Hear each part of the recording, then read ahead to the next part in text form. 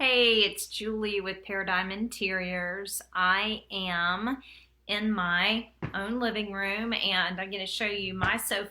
Talk a little bit about the things that you'll want to look for when you go shopping for a sofa and the things that you may want to ask and, kind of just how to feel out a couch to see if it's the right couch for you. So in my last video, I mentioned that you would want to think about how you're going to use the sofa. So if your living room is more of a, loungy, watch TV room, or your family, if it's a family room rather than a formal living room, then you're going to want a different type of sofa than if you have a really formal sitting area where you have conversations. If it's kind of like our living room, which is a little bit of both. Friday nights we have our family movie night, so we're lounging on the couch. When we have family gatherings, we really need something where people can sit upright. So one of the things that's important to keep in mind is the seat depth.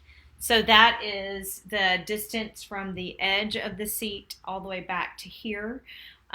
You want, a seat depth that's not too deep, because that's one of the things that kind of helps you sit upright. So you're not going to get, the Restoration Hardware Luxe depth if you're trying to have more formal conversations or entertaining with that type of sofa, because that sofa is as deep as a twin bed.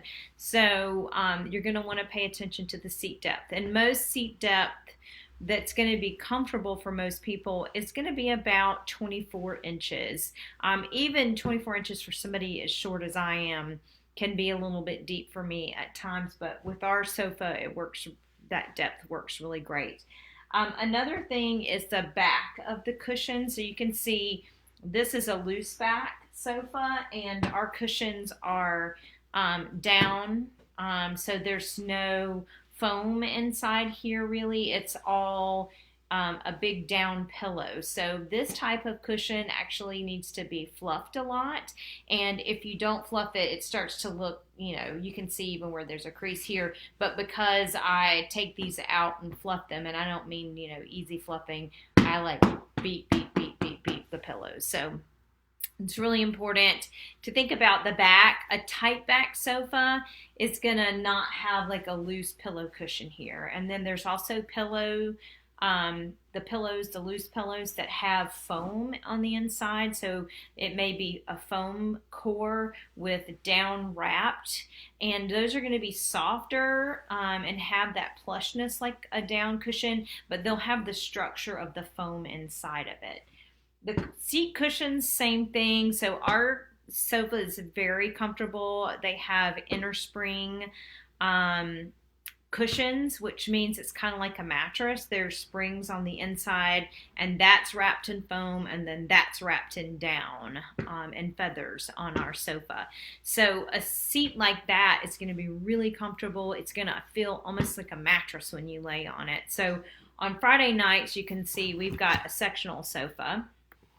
And on Friday nights, this is definitely a loungy sofa because we do have these loose back cushions that have the feathers in them that allow us to, be comfortable and lounge like having a pillow. And we also have a lot of pillows on the sofa because I'm a big fan of pillows. The depth, the 24-inch depth makes it really comfortable. It's not so narrow that you feel like you have to sit up and be proper on it. But the nice thing about it is when we do have people over, the cushions are firm enough because they have that inner spring on them, and even the back cushions are firm enough that you can sit and have a conversation and not feel like you're just sinking into the sofa. So the one thing about this particular sofa is because I'm a designer, I have access to a lot of wholesale. So this is from one of my kind of top end suppliers for furniture. So this sofa is extremely well made inside and underneath the cushion. So I'm gonna take it down just a little bit to show you. Underneath the seat cushions, there. Ooh, my deck is dirty, as you can see, like most people. You can feel the spring system under here, and you can feel the spring coil. So this type of spring system is an 8-way hand-tied spring system, and that gives better support to the cushions, whereas a lot of sofas offered on the retail market are, bring this back up, are sinuous springs. And sinuous springs aren't necessarily a bad thing. They can be replaced if something happens to them, but they don't wear out evenly over time. So your seat is more likely to sag over time, especially if you have a foam cushion where the foam loses some of its loft over time, and then the sinuous springs start to sink over time. You'll lose more of your seat height too. So it's important that your sofa be, especially if you're thinking long term, if you're buying a sofa and you're thinking, I want this to last and be in my forever home and last a really, really long time, you need a 19-inch seat height, because if your sofa's too short, then when you try to get out of the sofa, you're going to be, having to use more leg, gluteal core strength to push yourself and stand up. So having a good quality sofa that has at least a 19-inch seat height starting out is going to give you more durability and longevity over time. So those are a couple of things to think about. So one, what's the purpose of the sofa? If the purpose of the sofa is to kind of be multifunctional, you're going to want something that has some firmness to the seat so that when you're sitting in it and having a conversation with someone, you're not sinking.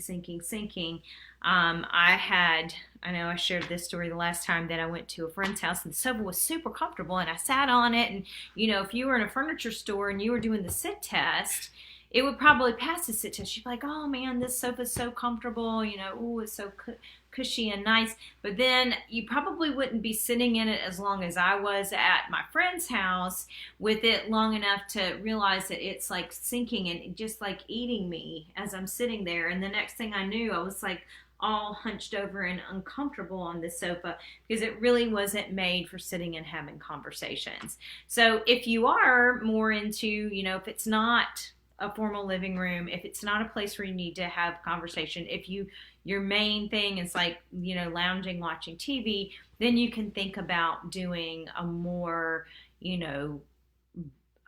soft pillow style sofa. But those are really popular, and you're going to see a lot of those on the market. And of course, they're going to be soft, and they're going to feel really good when you sit on them for a few minutes. But then over materials that those are made of, and the versatility of use for a sofa like that's not going to last very long. The last thing that I want to leave you with is make sure you're talking to the people in the furniture store when you are looking at a sofa. The, good quality sofas are sold in stores where the salespeople know something about how the sofa is made. So they should be able to tell you a little bit about the frame of the sofa. Is it made from plywood? Is it made from a hardwood kiln-dried frame?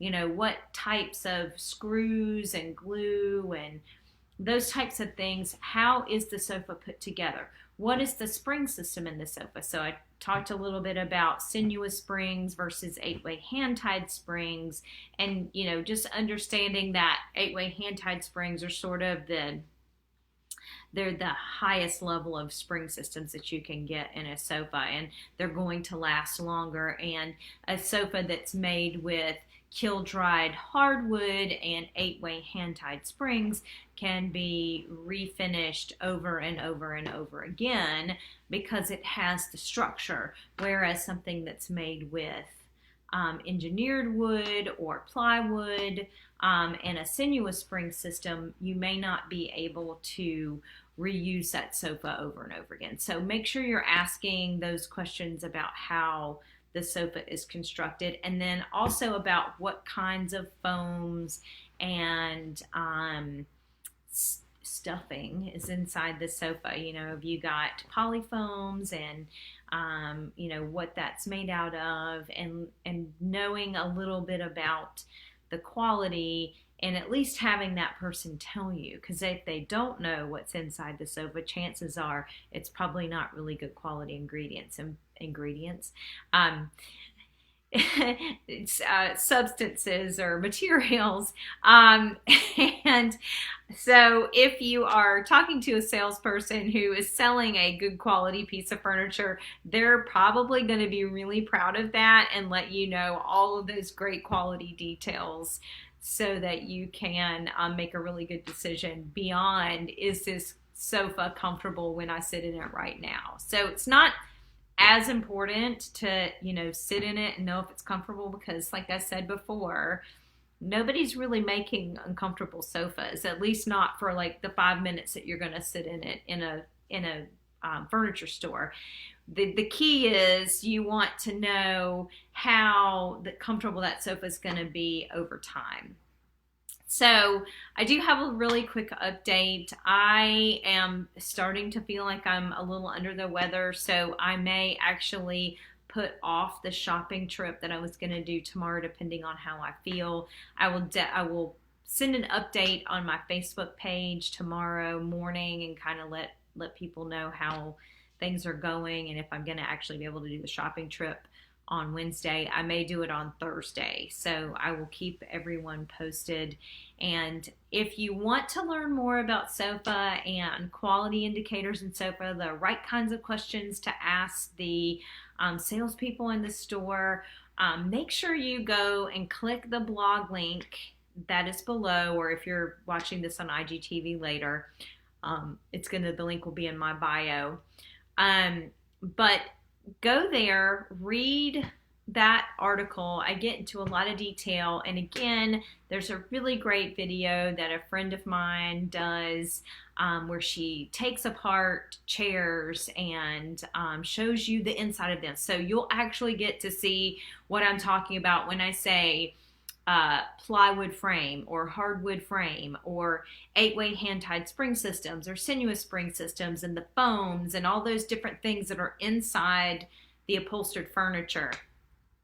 She will show you that. So I highly recommend going and watching that video and seeing the difference between all the various quality indicators that you have for sofas and upholstered chairs. Hope you have a great evening, and I will see you on the shopping trip. Good night.